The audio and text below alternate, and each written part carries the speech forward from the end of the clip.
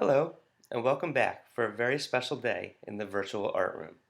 Today, we are going to give thanks to the essential workers who help keep us safe. From the front lines to the back rooms, essential workers are courageously serving our community, risking their health and safety to protect others. So, to all these heroes, thank you. This week's project is a self portrait surprise thank you for an essential worker. Self-portrait means it's a picture of yourself. The surprise is that you can pull down the mask to see the thank you for your essential worker. My essential worker is my postal carrier, so I drew envelopes, a stamp, and a postal carrier's hat. Grab your art supplies and let's get started. Alright, let's begin with a piece of paper that's vertical.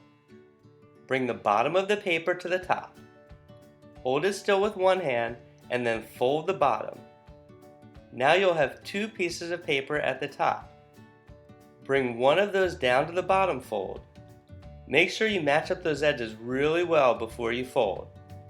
And then repeat the same process to that other sheet of paper. Now unfold just one, and this is where we will draw our masked self-portrait. Begin in the middle of that folded line and create a small arch like a rainbow. That's one eyelid. One finger away, draw another eyelid. Go ahead and use a horizontal line to close that shape, making kind of a half circle shape. Let's draw your iris, the colorful part of your eye. Then the pupil, the black part of your eye that you see with. You could draw a line that divides the pupil in half and then color just one half to leave a highlight in the other side. Then you can draw eyelashes if you want them. They help protect your eyes. And maybe some eyebrows to show how you're feeling. It's pretty tricky to show how you're feeling behind the mask, so those eyebrows are going to come in really handy. We're going to go a little above the eyebrows, find the middle, and put a dot. That's where our hairline's going to be. We're going to draw an arch like a rainbow that starts on one side of our head and goes to that dot. It's going to come down on the other side. Next, I draw the top of my ears, and I'm thinking about the texture of my hair. Maybe your hair has a curly texture or a straight texture. Draw that, and then any other hairstyle you might want to add. It's a little easier if you draw your hair up, but you don't have to. You could draw your hair in any way you like. Now we're going to draw the masked chin. First, I'm going to find the bottom of my chin and put a little dot.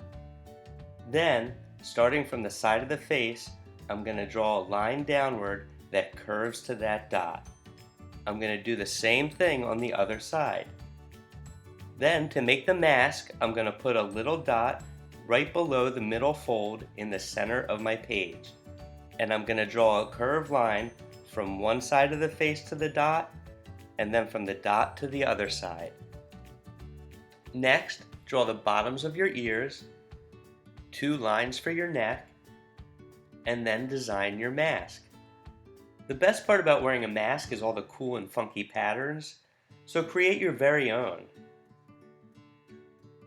Let's try a different hairstyle.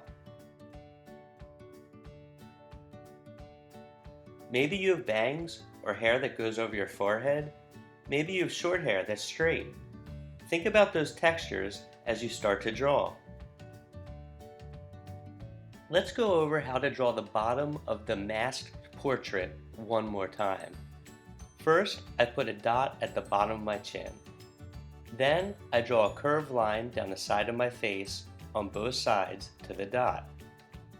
Next, I'll put two lines for my neck, and I'll draw the bottoms of my ears. Then, I put the dot right below the center fold and draw a curved line that goes across my face. Finally, I'll fill in the mask with a pattern.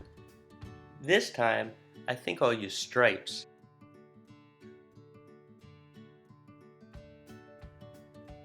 Now, we unfold our paper, and in the top rectangle, right under our face, we're going to draw our chin, this time without a mask. We're going to repeat the same process of putting the small dot there and bringing the lines down very slowly again. You might want to practice with your finger first because it can be a little tricky to draw such a large line. I'm going to draw 2 lines for my neck again, and this time I'm going to put a curved line in between them. I'm going to draw the bottoms of my ears, and then I'm going to draw my nose. Make sure to put it below the crease in your paper. Now I have a lot of room left for my mouth, so I'm going to draw a big grin. You can put a tongue in it like I did and draw some teeth, or you can draw the mouth any way you like. I'm just trying to give you some ideas. Now let's see another portrait. I'm just repeating the same steps in case you missed any, but I'm going to give it a different nose and a different mouth. You can look in a mirror and see what makes you unique, and you can add that stuff to your portrait. Now we're going to write thank you in big letters. If you want to turn them into bubble letters, try drawing them first and then creating curved letters that kind of bubble or go around. You'll notice that I did it with a pencil first. This will make it a little bit easier, and then when you feel like you've really got it, you can trace over it with a permanent marker. Then, in the spaces that are left in the middle 2 rectangles, I'm going to draw symbols for the essential workers that I picked. Since I picked a doctor, I'm going to draw a stethoscope and a heart with a heartbeat and a band-aid. Once I'm done, I can fill in with some extra little designs to fill in the extra space. Now let's try the other portrait. This time we'll do some different letters, and we'll do some symbols for a postal carrier, which is a different essential worker. That's a good question, student 1. If you want to draw glasses, first close the paper so the mask is up. Then draw the glasses with the mask up. After you've drawn the glasses with the mask up, you'll open the paper and you'll have to draw the bottom of the glasses again. That's also a good question, student 2. If you want to draw missing teeth, all you do is fill in the teeth you want to be missing with a black marker.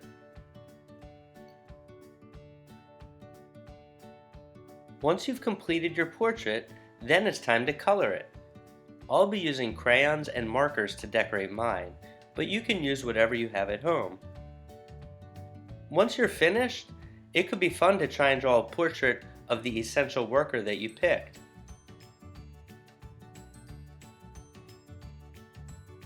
Alright, notice that I'm using markers to color things that I really want to stand out. And I'm drawing radiating lines around the edges of my face. I'm going to do the same thing to my other portrait. And you can color them however you like.